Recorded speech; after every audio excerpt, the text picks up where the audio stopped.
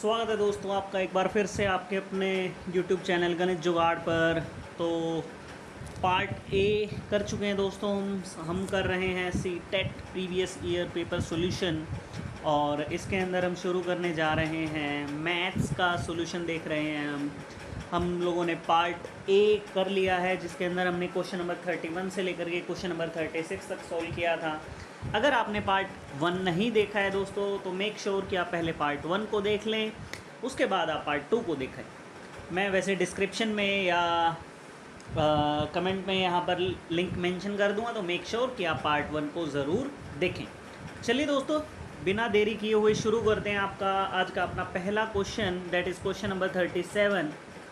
Question कहता है P की वैल्यू दी हुई है, Q की वैल्यू दी हुई है, R की वैल्यू दी हुई है, तो हमें बताना है P plus Q minus R। Okay, तो पहले दोस्तों P प्लस क्यू कर लेते हैं। चलो P प्लस क्यू करिए। देखिए 12xy और 9xy, तो 12 और 9 21xy हो गया। ठीक है, 10y² है माइनस का और 12y² है प्लस का, तो प्लस का 2y² आ जाएगा। डन। माइनस का 18x² है और प्लस का 14x² है, तो माइनस का 4x² आ जाएगा। अब ये आ गया दोस्तों हमारे पास क्या, P प्लस क्यू। अब जो भी एक्सप्रेशन आए इसमें से आपको सिर्फ R को माइनस कर देना है। फाइन। अब देखिए 21xy है दोस्तों, यहाँ पर प्लस xy है, जब माइनस करेंगे तो माइनस हो जाएगा। 21 में से एक xy जाएगा तो आंसर आ जाएगा 20xy। तो यानी आप 20xy वाले ऑप्शन देखिए, ऑप्शन नंबर 1 कैंसिल हो गया, ऑप्शन नंबर 2 कैंसिल हो गया। ओके, तो हमारा क्या आएगा 20xy। ठीक है, आगे आ जाइए। नेक्स्ट है कि प्लस का 2y², यहाँ पर कितना है 5y², तो जब ये माइनस होगा तो ये वाला साइन माइनस हो जाएगा, तो यानी 2y² माइनस 5y², तो माइनस 3y² आ जाएगा, माइनस का 3y²। यानी ये वाला ऑप्शन भी ठीक हो सकता है, ये वाला ऑप्शन भी ठीक हो सकता है।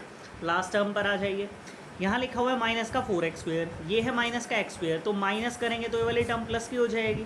तो जब ये टर्म प्लस की हो जाएगी तो कितना आंसर आ जाएगा, माइनस का 3x²। तो हमारा फाइनल आंसर क्या है दोस्तों, 20xy minus 3y² minus 3x²।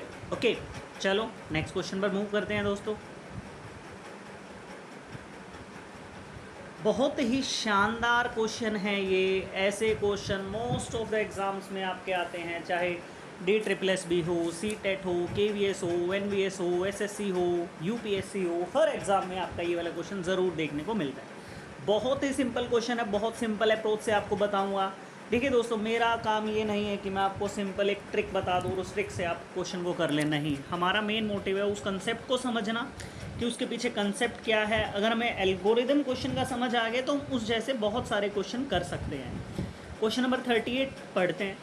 कहते हैं कि x की पावर 4 प्लस 1/x की पावर 4 इज इक्वल टू 322 है दोस्तों। क्लियर है? आपको यहाँ से x माइनस 1/x निकालना है। चलो, बहुत ही आसान क्वेश्चन है, बहुत ही सरल क्वेश्चन है। चलिए अब हम क्वेश्चन को देखते हैं।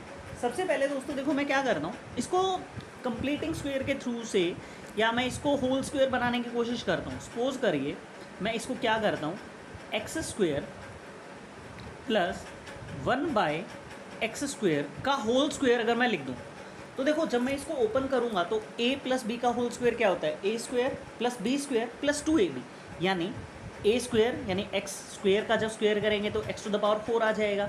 b² यानी 1/x² का जब स्क्वायर करेंगे तो 1/x⁴ आ जाएगा।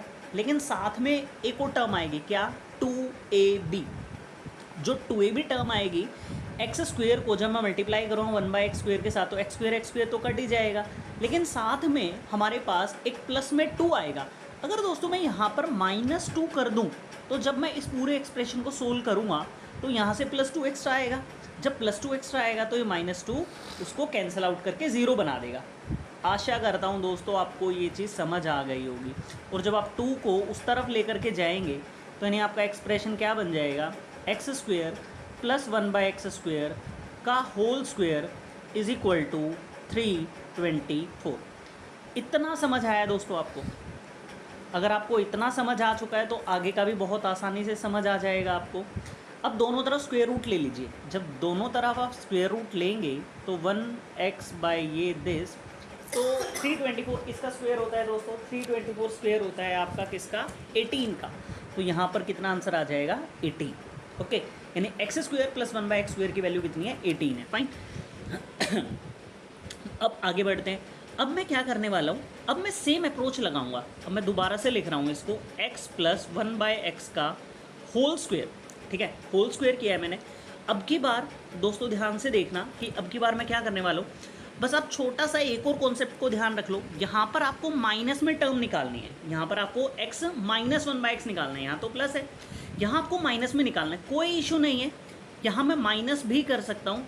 अगर देखो मैंने मान लीजिए माइनस किया, तो माइनस किया तो a square plus b square, ये वाली टर्म तो यहीं आएंगे, लेकिन -2a भी आएगा, -2a भी आएगा, तो मुझे उसको काउंटर करने के लिए यहाँ पर +2 करना पड़ेगा। आशा करता हूँ आपको ये चीज़ समझ आई होगी। Is equal to 18। ओके, तो इक्वल टू में मैंने 18 कर दिया।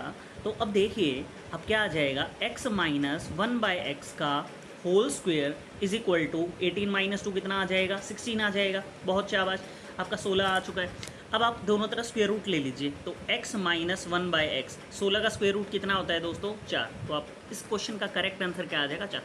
बहुत ही शानदार क्वेश्चन था। ऐसे क्वेश्चन अक्सर देखने को हमें मिलते हैं बहुत सारे, जो भी वनडे एग्ज़ाम होता है, जिन भी एग्ज़ाम के अंदर मैथमेटिक्स आती है। और अगर मैं आपको कहूँ तो ये जो भी एग्ज़ाम को सेट करने वाली एजेंसीज़ हैं, जो बोर्ड हैं या जो भी आपकी ऑर्गेनाइजेशन है, वो इस क्वेश्चन को एग्ज़ाम में ज़रूर डालते हैं। ओके, बहुत शानदार क्वेश्चन है। नेक्स्ट क्वेश्चन नंबर 39 भी कहता है कि इफ़ 15x स्क्वायर, दोस्तों क्या बोल रहा है कि 15x स्क्वायर माइनस का 26x plus 8 is equal to ax plus b into cx plus d। सबसे पहला टारगेट हमारा यहाँ पर क्या है, a b c d की वैल्यू फाइंड करना। बहुत आसानी से हम लोग कर लेंगे। यहाँ पर देखिए क्वाड्रेटिक इक्वेशन दी हुई है। क्वाड्रेटिक इक्वेशन क्या होती है, कोई भी एक ऐसी पोलिनोमियल जिसकी डिग्री 2 हो। तो यहाँ पर डिग्री 2 है, तो ये क्वाड्रेटिक इक्वेशन है। अब इस इक्वेशन को हमें स्प्लिट करना है मिडिल टर्म स्प्लिटिंग मेथड से। तो क्या करना है, ऐसे कोई भी दो नंबर सोचिए जिनके मल्टीप्लाई करें तो 15 8 ज़ा 120 और प्लस माइनस करें तो 26 आ जाए। बहुत आसान है फैक्टर ढूंढना। 15x स्क्वायर कर लिया, माइनस का 6x कर लिया और माइनस का 20x कर लिया और प्लस का 8 कर लिया। अब देखिए आप 20 और 6 को जब जोड़ेंगे तो 26 आ जाएगा, 20 और 6 को गुना करेंगे तो आपका 120 आ जाएगा। पहले दोनों से आपका क्या कॉमन आ जाएगा, पहले दोनों से आपका कॉमन आ जाएगा 3x कॉमन आ जाएगा। तो ये कितने पर चला जाएगा, 5x पर चला जाएगा और ये 2 पर चला जाएगा। माइनस यहाँ से क्या कॉमन ले लेंगे, 4 कॉमन ले लेंगे, तो ये 5x पर चला जाएगा और ये 2 पर चला जाएगा। ब्रैकेट्स के अंदर सेम है, तो अब ब्रैकेट्स के बाद वाला एक बार स्किप कर देंगे। 3x माइनस 4 और 5x माइनस 2। अब कुछ नहीं करना है, आपको जस्ट सिंपली कंपेयर करना है। चलो कंपेयर करो, इसको इसके साथ कंपेयर करो, इसको इसके साथ कंपेयर करो। फाइन, क्लियर है। अब ध्यान से देखिए, a की वैल्यू क्या आ गई 3, b की वैल्यू क्या आ गई माइनस का 4, c की वैल्यू क्या आ गई 5 और d की वैल्यू क्या आ गई माइनस का 2। क्लियर है। आपको बताना है 2a कितना हो जाएगा 6 हो जाएगा, प्लस b करेंगे तो माइनस का 4 हो जाएगा। फिर करना माइनस का c करेंगे तो माइनस का 5 हो जाएगा और माइनस का 2d, तो ये माइनस है वैसे भी ऑलरेडी, तो माइनस का करेंगे तो प्लस हो जाएगा और 2 2 ज़ा 4 हो जाएगा। क्लियर है। 4 से 4 कैंसिल हो जाएगा, 6 में से 5 जाएगा, तो क्या आंसर आ जाएगा आपका 1।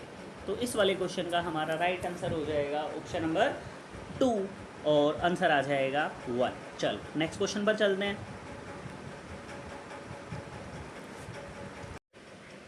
चलिए दोस्तों अब नेक्स्ट क्वेश्चन देखते हैं। नेक्स्ट क्वेश्चन है क्वेश्चन नंबर 40 कि triangle A B C, triangle D E F, if A B is equal to E F. तो सबसे पहले ना बहुत सिंपल सा आप ट्राइंगल बना लो, ए बी सी और दूसरा बना लो डी ई एफ। ओके, तो ए बी जो है वो आपका इक्वल टू है ई एफ के, मान लिया।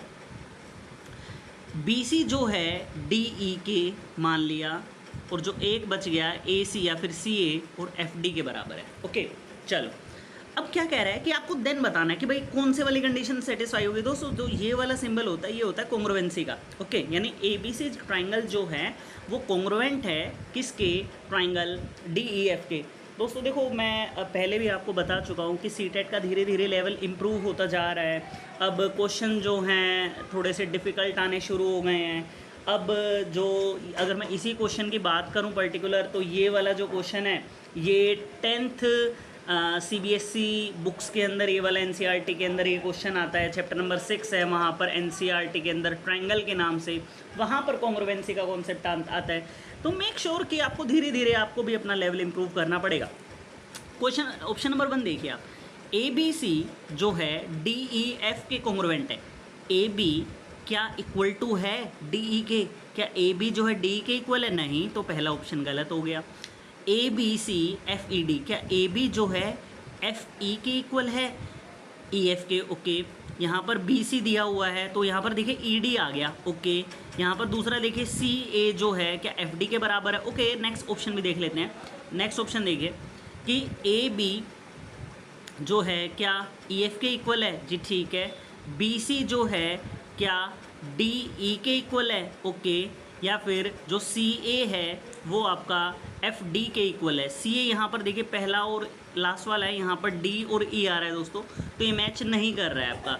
तो कौन से वाला ऑप्शन मैच कर रहा है? आपका ऑप्शन नंबर 2 इसके साथ क्लियरली मैच कर रहा है। आप दोबारा से देखिए, जो AB है, पहले वाले 2 टर्म पकड़िए। AB, क्या AB जो है FE के बराबर है? ओके। फिर BC को देखिए, क्या BC जो है ED के बराबर है या CA जो है DF के बराबर है? चेक कर लो। AB जो है EF के बराबर है, EF बोलो या FE बोलो एक ही बात है, ठीक है। क्या BC जो है DE के बराबर है, DE बोलो या ED बोलो एक ही बात है। CA क्या FD के बराबर है? हाँ जी बराबर है। तो आपका ऑप्शन नंबर 2 इसका बिल्कुल सही आंसर हो जाएगा। क्लियर है? ओके, चलो आगे बढ़ते हैं।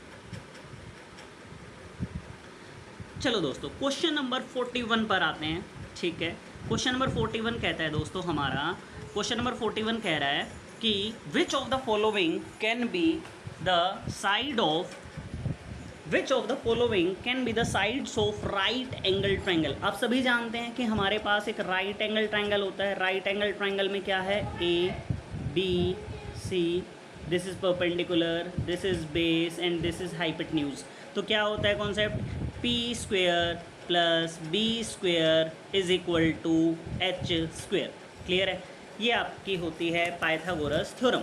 तो आपको बताना है कि जो भी राइट एंगल ट्रायंगल है, जो भी आपकी पाइथागोरस थ्योरम को फॉलो करेगा, इनमें से कौन सा वो ट्रिपलेट है।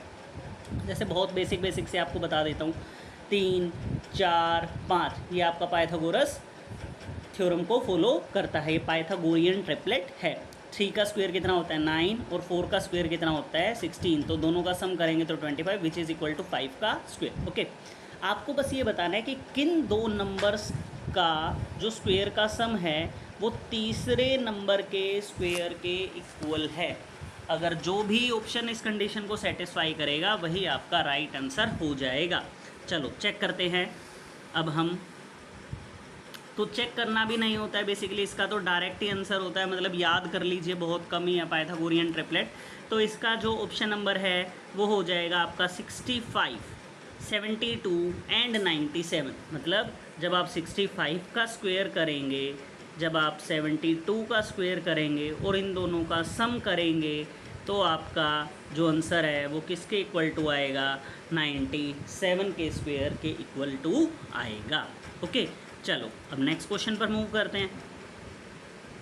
नेक्स्ट क्वेश्चन है क्वेश्चन नंबर 42। क्वेश्चन कह रहा है the number of edges of a polyhedron which has 7 faces and 10 vertices is. तो दोस्तों हमें बताना है कि कोई भी एक पॉलीहेड्रन है, उसके पास नंबर ऑफ फेसेस कितने हैं? 7 हैं। नंबर ऑफ वर्टेक्स कितने हैं? 10 हैं। आपको नंबर ऑफ एजेस फाइंड करनी है। तो नंबर ऑफ एजेस निकालने का बहुत ही सिंपल सा फॉर्मूला है। नंबर ऑफ एजेस निकालने का फॉर्मूला है V + F - 2। ये आपका एजेस निकालने का फॉर्मूला है। कहीं कहीं पर आपको ऐसे भी लिखे हुआ मिल जाएगा, E + 2 = V + F। ठीक है, तो मतलब दोस्तों सेम ही है। तो v प्लस एफ करिए, 10 और 7 करिए, कितना आ जाएगा? 17 आ जाएगा। 17 में से 2 को माइनस कर दीजिए तो आपका राइट आंसर कितना आ जाएगा? 15 आ जाएगा। ओके, तो दोस्तों अगर एक ही पार्ट में बनाएंगे तो वीडियो काफ़ी लंबी हो जाएगी, तो इसके लिए अब हम मिलते हैं पार्ट नंबर 3 में। Thank you.